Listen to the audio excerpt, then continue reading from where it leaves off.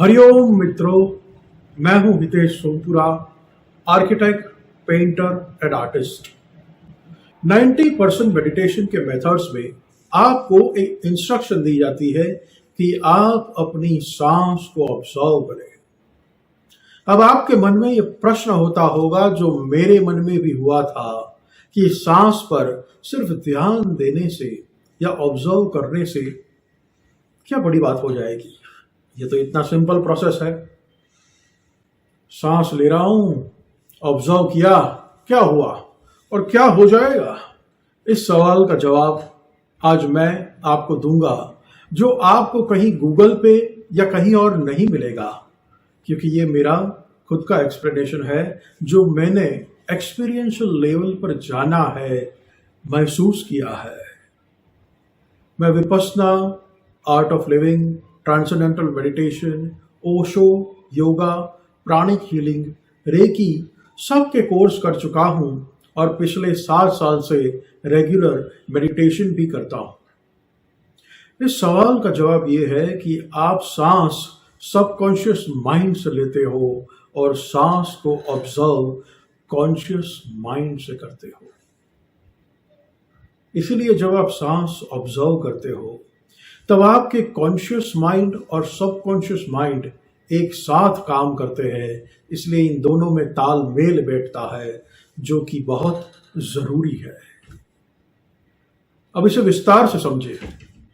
सबसे पहले तो कॉन्शियस माइंड और सबकॉन्शियस माइंड क्या है, जिसे हम रोज की बोलचाल की जबान में मन या दिल कहते हैं, वही वेस्टर्न वर्ल्ड में या टेक्निकल लैंग्वेज में सबकॉन्शियस माइंड है। और जिसे हम रोज की बोलचाल की भाषा में बुद्धि या दिमाग कहते हैं, वही वेस्टर्न वर्ल्ड में या टेक्निकल लैंग्वेज में कॉन्शियस माइंड है।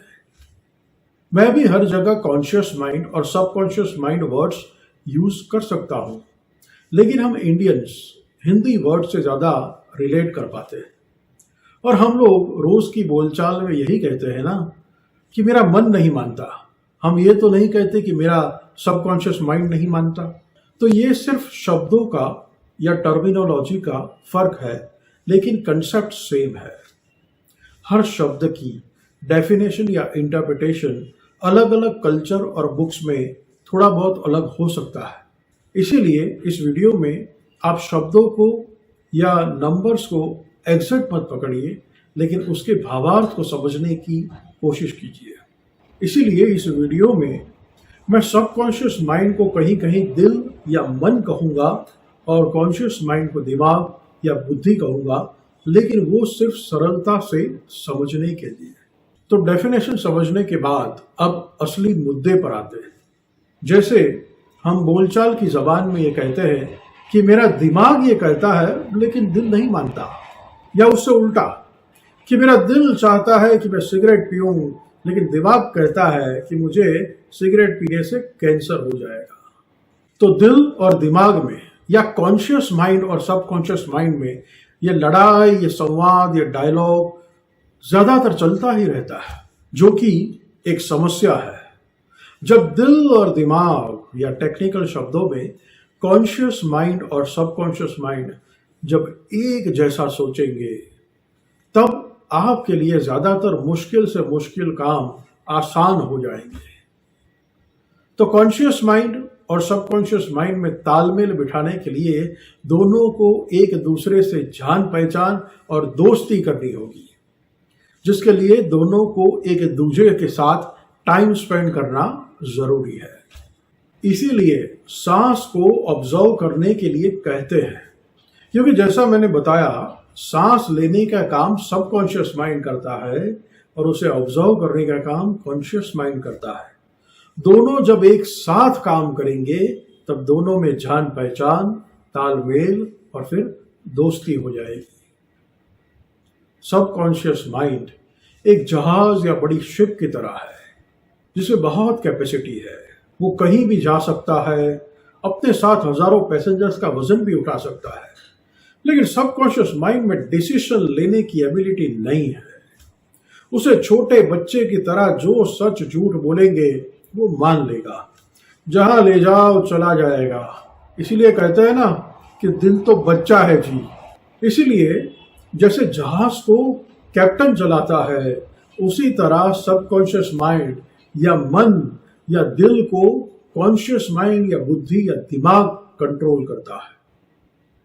सबकॉन्शियस माइंड की एक और खासियत यह है कि वो सारे काम अपने आप करता है। जैसे हमारी हाइट बढ़ती है, खाना डाइजेस्ट होता है, सांस चलती है, दिल धड़कता है, ये सारे काम सबकॉन्शियस माइंड करता है चुपचाप। कॉन्शियस माइंड चाहे तो भी हमारी हाइट नहीं बढ़ा सकता या खाना डाइजेस्ट नहीं कर सकता।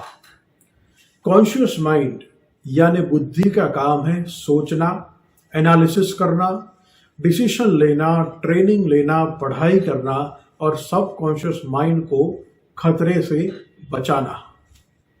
सबकॉन्शियस माइंड पे खतरा इसलिए होता है कि सबकॉन्शियस माइंड को नो कहना नहीं आता, वो सच और झूठ में फर्क नहीं कर सकता, इमेजिनेशन और रियलिटी में फर्क नहीं कर सकता। इसलिए सबकॉन्शियस माइंड को जो भी कहा जाए वो मान लेता है। इसलिए कॉन्शियस माइंड का काम है सबकॉन्शियस माइंड को खतरे से बचाना।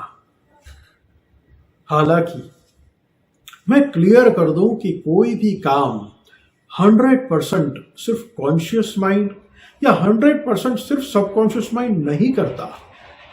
जब आप मैथमेटिक्स का प्रॉब्लम दिमाग से सॉल्व करते हैं, तब भी आपकी सांसें तो चलती हैं और खाना भी हजम होता रहता है। इसलिए सबकॉन्शियस माइंड का भी आपके कॉन्शियस माइंड के काम में लगभग 20% कंट्रीब्यूशन होता है। यहाँ पर नंबर्स को एग्जैक्ट मत पकड़िएगा, लेकिन कंसेप्ट समझने के लिए बोल रहा हूँ कि लगभग 20% होता है। जरूरी नहीं है कि एग्जैक्ट 20% ही हो। जैसे कि जब हम सोते हैं तब कॉन्शियस माइंड सिर्फ 10% एक्टिव रहता है और सबकॉन्शियस माइंड 90%। लेकिन कोई डरावना सपना देखकर हम रात में जाग जाते हैं और हमारा कॉन्शियस माइंड तुरंत 70% एक्टिव हो जाता है और सबकॉन्शियस माइंड सिर्फ 30% एक्टिव रहता है।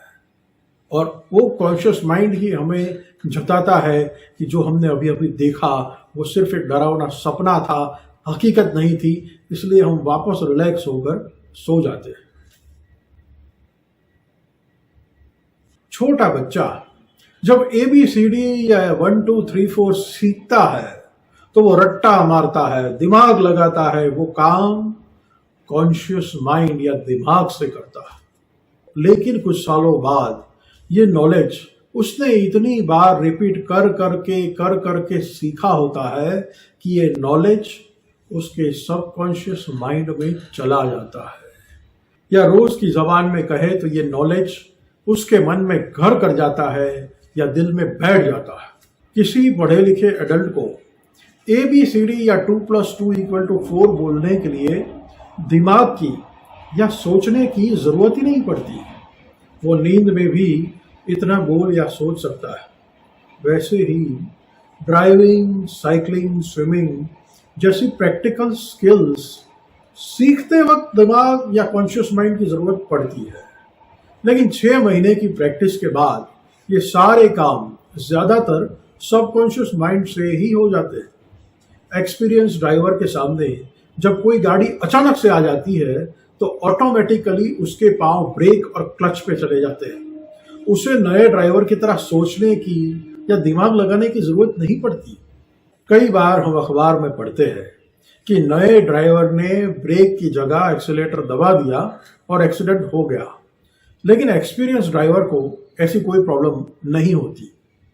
आपको जब भूख लगती है, फिर आप खाना पकाते हो या मंगवाते हो, तब क्या मंगवाना, कहाँ से मंगवाना, कितना मंगवाना, ये सब सोचने का और डिसीजन लेने का काम आप दिमाग से या कॉन्शियस माइंड से करते हो। खाना आप चबाते और गले से उतारते भी अपनी मर्जी से और कॉन्शियस माइंड से उतारते हो। लेकिन एक बार खाना गले से नीचे उतर गया, फिर उसे डाइजेस्ट करने का काम आपका सबकॉन्शियस माइंड करता है। फिर आपका कॉन्शियस माइंड या दिमाग चाह कर भी उसमें इंटरफियर नहीं कर सकता कि खाना पहले इंटेस्टाइन में जाएगा या स्टमक में जाएगा, कितने टाइम खाना कहाँ रुकेगा और कैसे डाइजेस्ट होगा। ये सारे काम सबकॉन्शियस माइंड अपने आप करता है और कॉन्शियस माइंड या दिमाग चाह कर भी उसमें इंटरफियर नहीं कर पाता। हम जब बात करते हैं तो हमारे हाथ ऐसे अपने आप हिलते हैं, वो सबकॉन्शियस माइंड करता है।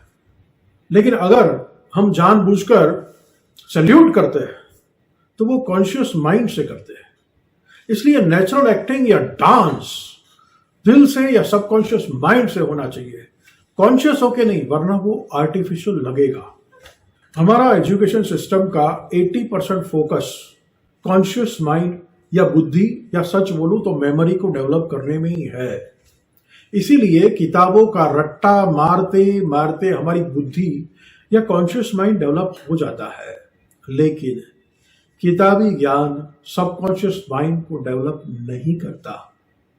सबकॉन्शियस माइंड डेवलप करने के लिए जरूरी है प्रैक्टिकल स्किल्स जैसे dance, sports, acting, singing, yoga, meditation वगैरह। इसीलिए ज्यादातर लोग जो स्पोर्ट्स में अच्छे होते हैं वो पढ़ाई में अच्छे नहीं होते, एंड वाइस वर्सा। क्योंकि स्पोर्ट्स दिल से या मन से या सबकॉन्शियस माइंड से खेला जाता है, जिसके लिए किताबी ज्ञान नहीं लेकिन प्रैक्टिस चाहिए। और उससे उल्टा किताबी ज्ञान के लिए दिमाग चाहिए, जिसके लिए एक जगह पर बैठकर कंसंट्रेशन चाहिए, जिसके लिए वक्त चाहिए, जिसके लिए खेलकूद छोड़ना पड़ता है। ये एक बहुत बड़ी समस्या है। समस्या ये है कि जो लोग ज्यादातर दिमाग से या कॉन्शियस माइंड से काम लेते हैं वो ज्यादातर सबकॉन्शियस माइंड या दिल को इग्नोर करते हैं, और जो लोग ज्यादातर दिल से काम करते हैं वो ज्यादातर दिमाग को इग्नोर करते हैं। असल में दिल और दिमाग यानी कॉन्शियस माइंड और सबकॉन्शियस माइंड दोनों को ट्रेन करना चाहिए और दोनों को साथ लेकर काम करना चाहिए। लेकिन उसकी ट्रेनिंग स्कूल कॉलेज में दी नहीं जाती, क्योंकि हमारा एजुकेशन सिस्टम डिजाइन ही ऐसे किया गया है। बस रट्टा मारो, H2SO4 is sulphuric acid, H2O is water, हो गई पढ़ाई, बन गए इंजीनियर, और क्या चाहिए, और कुछ सोचो भी मत। ये सारी इंफॉर्मेशन का रट्टा मारने में कॉन्शियस माइंड को तो ट्रेनिंग मिल जाती है, लेकिन इतनी फुर्सत ही नहीं मिलती कि सबकॉन्शियस माइंड को ट्रेन करने के लिए स्पोर्ट्स, डांस, एक्टिंग या मेडिटेशन में इंटरेस्ट लिया जा सके। हमारी स्कूल्स में सुबह प्रेयर कराई जाती है, जिसमें ज्यादातर बच्चे डे ड्रीमिंग करते रहते हैं, यानी सपने देखते रहते हैं शरारतों के बारे में। प्रेयर में तो ज्यादातर बच्चों का ध्यान होता नहीं है। उसके बदले अगर उन्हें रोज 20 मिनट मेडिटेशन कराया जाए तो बच्चे सचमुच बहुत काबिल बनेंगे। मान लीजिए एक इंसान है जो बहुत समझदार और होशियार है, उसे बिजनेस चलाना, कार चलाना, प्लेन उड़ाना सब आता, लेकिन हॉर्स राइडिंग या घोड़े की सवारी नहीं आती। और मान लीजिए एक घोड़ा है जो बहुत स्ट्रांग और फास्ट भी है, लेकिन उसे घुड़सवार या जॉकी से इंस्ट्रक्शन लेना या इशारा समझने की ट्रेनिंग नहीं दी गई। या रोज की भाषा में कहें तो जंगली घोड़ा है। तो घुड़सवार जैसे ही घोड़े पर बैठता है, घोड़ा उसे उछलकर जमीन पे गिरा देता है। घुड़सवार को भी उसे हैंडल करना नहीं आता, वो भी उस पर गुस्सा करता है, मार देता है, और दोनों लड़ते हैं और दोनों का नुकसान होता है। कभी घोड़ा घुड़सवार का नुकसान करता है और कभी घुड़सवार घोड़े का। अगर दोनों एक दूसरे का साथ दे तो साथ में रेस या जंग भी जीत सकते हैं और दोनों एक दूसरे का फायदा कर सकते हैं। लेकिन इसके लिए दोनों को ट्रेनिंग होनी चाहिए, दोनों को एक दूसरे पर विश्वास होना चाहिए, दोनों में तालमेल होना चाहिए। हमारे कॉन्शियस माइंड और सबकॉन्शियस माइंड या दिल और दिमाग की भी यही सिचुएशन है। दोनों अलग अलग सोचते हैं, दोनों का एक दूसरे के साथ तालमेल नहीं है। इसीलिए हम अपनी रियल कैपेसिटी का 50% भी यूज नहीं कर पाते। दिल कहता है मुझे सिगरेट पीनी है, दिमाग कहता है मत पी। दिल चिढ़ जाता है और दिमाग को यह कहकर दबा देता है तू मूड खराब मत कर यार, ऑलरेडी बहुत टेंशन है, 3 दिन से मैंने सिगरेट नहीं पी, अब तो मैं पीऊंगा, और इंसान सिगरेट पी लेता है। ऐसे कभी दिल दिमाग को दबाता है और कभी दिमाग दिल को दबाता है। जैसे कभी घोड़ा घुड़सवार को और घुड़सवार घोड़े को दबा देता है। असल में दिल और दिमाग को एक दूसरे को दबाना नहीं चाहिए, लेकिन एक दूसरे का साथ देना चाहिए। दिल और दिमाग या कॉन्शियस माइंड और सबकॉन्शियस माइंड में तालमेल बैठ जाए तो ज्यादातर दोनों एक ही दिशा में सोचेंगे। अगर दिमाग बोलेगा कि सिगरेट मत पी, तो दिल में सिगरेट पीने की इच्छा ही नहीं होगी, और होगी तो इतनी स्ट्रांग नहीं होगी। इसीलिए मेडिटेशन में सांस को ऑब्जर्व करके आप कॉन्शियस माइंड और सबकॉन्शियस माइंड दोनों के बीच तालमेल बिठाते हो, क्योंकि आप सांस सबकॉन्शियस माइंड से लेते हो और सांस पर ध्यान कॉन्शियस माइंड से देते हो। ये मैं पहले भी बता चुका हूं, लेकिन रिपीट कर रहा हूं क्योंकि पूरे वीडियो का यही मेन पॉइंट है।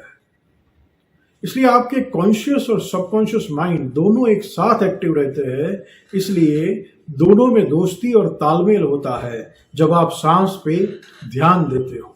सांस पे ध्यान देना है मतलब सांस को सिर्फ ऑब्जर्व करना है, सांस को कंट्रोल नहीं करना है। सांस को कंट्रोल करना प्राणायाम है, जो मेडिटेशन करते वक्त नहीं करना है। क्यों? क्योंकि सांस को कंट्रोल करने के लिए एफर्ट चाहिए, और जैसे ही आप कोई भी एफर्ट करते हो तो आपका कॉन्शियस माइंड एक्टिव हो जाता है, और वो एफर्ट कॉन्शियस माइंड के द्वारा होता है। सबकॉन्शियस माइंड अपने आप काम करता है बिना एफर्ट के। इसलिए सांस नेचुरली और एफर्टलेसली सबकॉन्शियस माइंड जैसे लेता है वैसे उसे लेने देनी है। सांस लेने में एफर्ट नहीं करनी, एफर्ट करना है सांस को ऑब्जर्व करने में, जो कॉन्शियस माइंड करेगा। इसलिए कॉन्शियस माइंड और सबकॉन्शियस माइंड दोनों साथ में एक्टिव रहेंगे और उसी से उनमें तालमेल बैठेगा। दो आईब्रोज के बीच में सांस का फ्लो कैसे नेचुरली चलता है, यह 20 मिनट के लिए सिर्फ ऑब्जर्व करना है। ये बहुत सिंपल है, लेकिन it is very difficult to be simple and it is very simple to be difficult. Conscious mind natural breathing में ऑब्स्ट्रक्शन पैदा करेगा और इंटरफियर करने की कोशिश करता रहेगा, लेकिन कॉन्शियस माइंड के सारे इंटरफेरेंस को इग्नोर करना है और सबकॉन्शियस माइंड को एफर्टलेसली सांस लेते रहने देना है। जब ये स्किल आ जाए तो दिल और दिमाग में तालमेल इतना सुंदर हो जाएगा कि जब दिमाग को पता है कि सिगरेट बुरी है तो दिल से सिगरेट पीने की इच्छा ही नहीं होगी या कम होगी। हालांकि सक्सेस रेट 100% नहीं होगा। साधु संत भी सालों की तपस्या के बाद भी कभी कभी संयम खो देते हैं, तो हमें भी ओवरनाइट चमत्कार की अपेक्षा नहीं करनी चाहिए। लेकिन मेडिटेशन के 2-3 दिन बाद ही आप नोटिस करेंगे कि दिन भर आपका बेकार की चीजों में अपने आप ही मन नहीं लगेगा। सबसे जरूरी है मेडिटेशन को नॉर्मलाइज करना। मेडिटेशन को लोगों ने बहुत बड़ी, बहुत अलग चीज समझ के रखा है। कुछ लोग समझते हैं कि मेडिटेशन करके उनका संसार में इंटरेस्ट कम हो जाएगा, वो साधु बन जाएंगे। कुछ लोग तो ये भी सोचते हैं कि मेडिटेशन करने के बाद वो कुछ लोग जमीन से 6 इंच हवा में ऊपर उड़ जाएंगे या पागल हो जाएंगे। वास्तव में ऐसा कुछ नहीं होता। सालों से साधु संत दिन में घंटों मेडिटेशन करते हैं। वो जब हवा में नहीं उड़े तो हम दिन में 20 मिनट मेडिटेशन करके क्या उड़ेंगे। मेडिटेशन सिर्फ मन का स्नान है, जैसे हम रोज बॉडी का स्नान करते हैं और फ्रेश फील करते हैं। लेकिन रोज स्नान करके भी कोई गोरा नहीं बन जाता या कोई हीरो भी नहीं बन जाता। हीरो बनने के लिए और भी बहुत सारी क्वालिटीज, ट्रेनिंग और प्रैक्टिस चाहिए। वैसे ही एक सन्यासी या साधु बनने के लिए भी आपको बहुत सारी ट्रेनिंग, प्रैक्टिस चाहिए। रोज 20 मिनट का मेडिटेशन करने से आप कोई सन्यासी नहीं बनोगे या हवा में उड़ने नहीं लगोगे, और ना ही तो आप पागल होगे। मेडिटेशन को आप एक छोटी सी एक्सरसाइज की तरह माने जो आपको रोज 20 मिनट करनी है, और इस छोटे से एक्सरसाइज से जो बड़ा बदलाव आपके जीवन में आएगा उसके बारे में सोचे भी नहीं, सिर्फ काम करें। जिस तरह बूंद बूंद से सागर बनता है, वैसे ही रोज 20 मिनट मेडिटेशन करने से आपके जीवन में बड़ा बदलाव आएगा, लेकिन उसके बारे में आप सोचे नहीं, क्योंकि आप जब उसके बारे में सोचते हो बड़े बदलाव के बारे में, तो मेडिटेशन को बहुत बड़ा, बहुत अजीब समझ लेते हो, और इस वजह से ज़्यादातर लोग मेडिटेशन करना छोड़ देते हैं। लेकिन आपको ऐसा नहीं करना है, आपको सिर्फ कर्म करना है और फल प्रभु के ऊपर छोड़ देना है। और ना सोचने पर भी 2-3 दिन में ही आप बदलाव महसूस करना शुरू करेंगे, अवश्य करेंगे। हरिओम हरिओम।